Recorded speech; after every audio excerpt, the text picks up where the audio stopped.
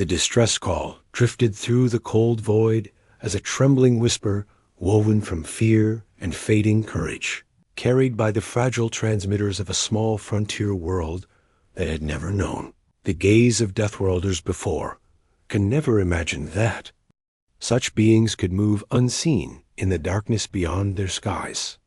The cry came from the people of Lyring, who had watched the horizon fill with the pale vessels of the Ravagers as those merciless marauders burned settlements, crushed shelters, and shattered the unity of a society built on fragile harmony leaving. The Lyran unable to understand how any force could stop such devastation. Their leaders gathered in a half-ruined council dome, lit only by emergency lamps and broken panels, while they debated whether their last call for help would even be heard, or if the galaxy had already abandoned them to the night that swallowed every hope they once held dear. When the Ravagers advanced again, their towering frames carved shadows across the dust plains, and the Lyring defenders fell back, losing ground and losing heart, as nothing in their peaceful history had prepared them for the brutality that struck without pause or mercy. Yet that frail final message kept traveling through the endless gulf until it reached a listening post hidden in the dark outskirts of the Orion Spur, where a small human crew monitored distant channels for signs of trouble and responded not because they sought reward, but because suffering demanded action. The crew's captain, named Rowan, studied the wavering transmission with steady eyes as he recognized the markers of a Deathworlder threat. And though many would have turned away from the danger, he instead called his team to battle readiness with a calm voice that carried conviction shaped by the harsh world that raised him.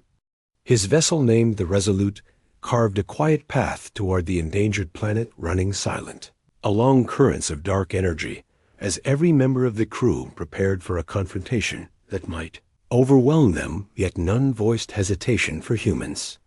had learned long ago that fear was merely a companion on the road to greater deeds. As the Resolute emerged from behind the shadowed moon, the crew saw the burning plains of Lyring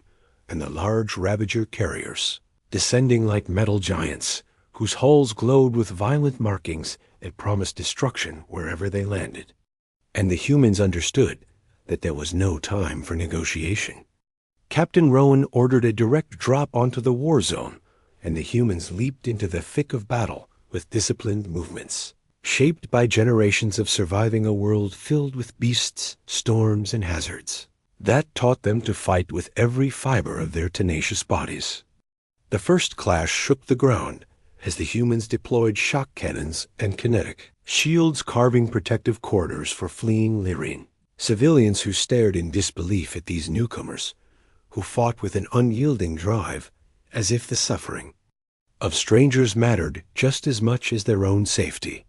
A Lyran healer named Alari watched from behind a shield wall as Rowan dashed through enemy fire to drag a wounded defender out of the path of a blazing Ravager engine blast, and she felt a rising awe for this human who risked himself repeatedly without complaint or hesitation. The Ravagers soon noticed the presence of these unusual warriors and concentrated their might upon them, unleashing torrents of scorching plasma. Yet the humans advanced through the storm with synchronized determination,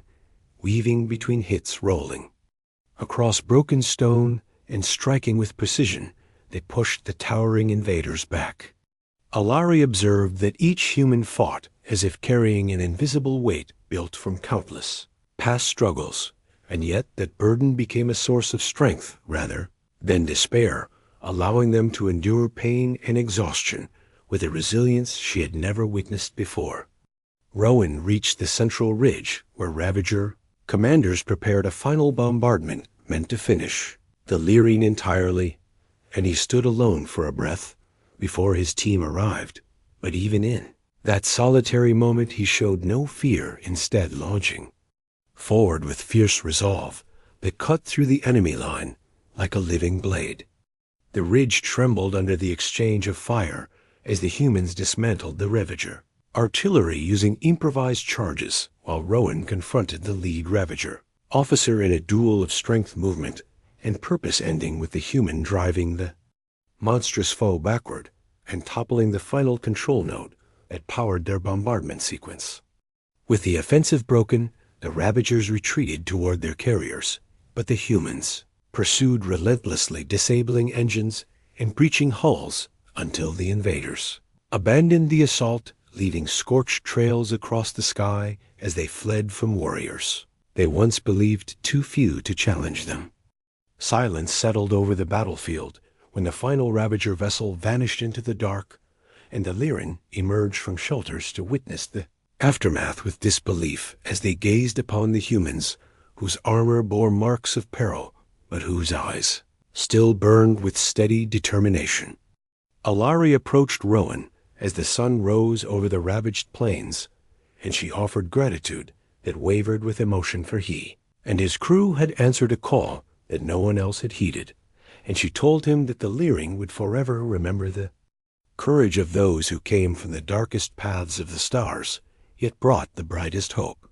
Rowan simply replied that humans did not ignore suffering because they knew too well what it meant to be alone against the terrors of the universe, and he believed that every life saved strengthened the shared future that all civilizations could build together.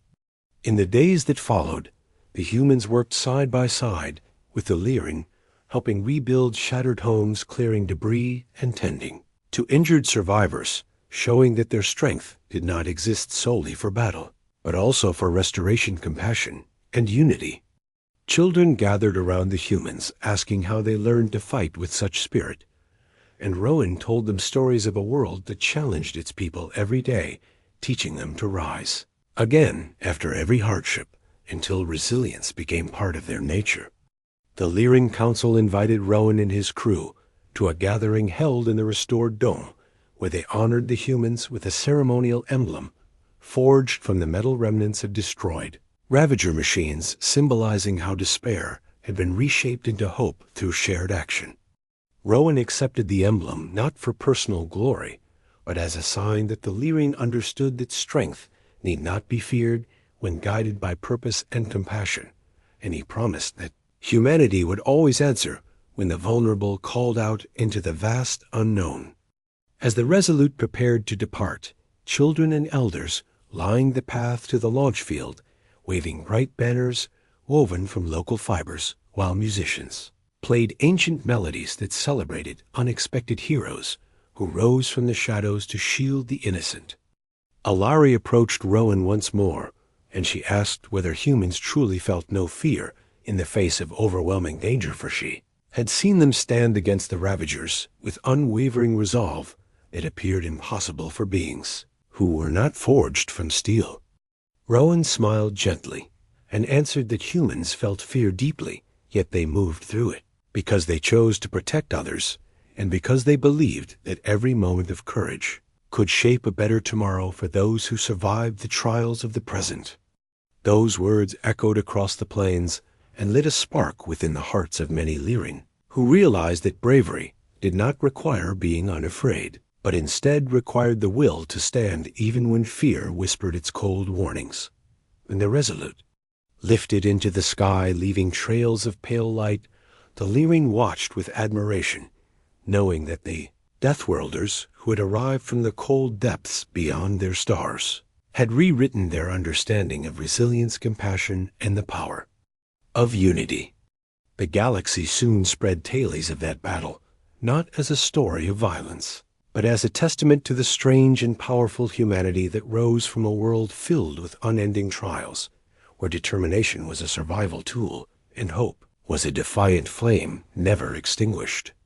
In distant systems, others would call for help, and remember that somewhere in the cosmic night, humans traveled on silent paths, listening for voices of despair, ready to step from the shadows and face dangers that would make others flee, because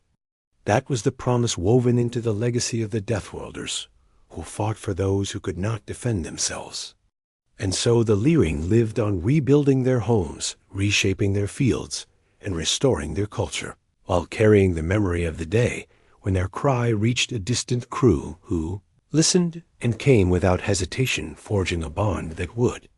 echo through generations and remind all who heard it that even in the darkest corners of the stars, hope could arrive with human footsteps upon the ground.